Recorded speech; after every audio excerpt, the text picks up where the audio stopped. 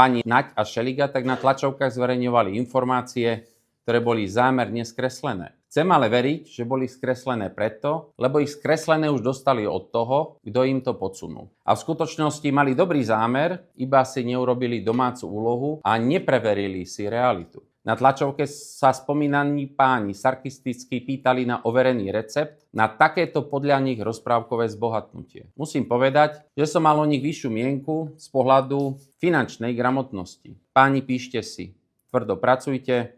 Ak máte voľné finančné prostriedky, investujte ich s rozumom, napríklad do pozemkov a nehnuteľností.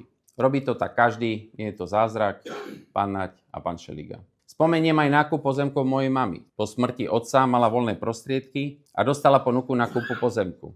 Rozhodla sa správne tak, ako každý rozumný človek, určite lepšie, ako držať ich v banke. Ako primátor som vylúčený z rozhodovania v konaniach všade tam, kde mám majetkovú časť ja, alebo moja rodina. Všetky moje pozemky a majetok sú verejne priznané, zdanené podľa pravidiel Slovenskej republiky a neschovávam ich niekde v Chorvátsku, Francúzsku alebo v Dubaji.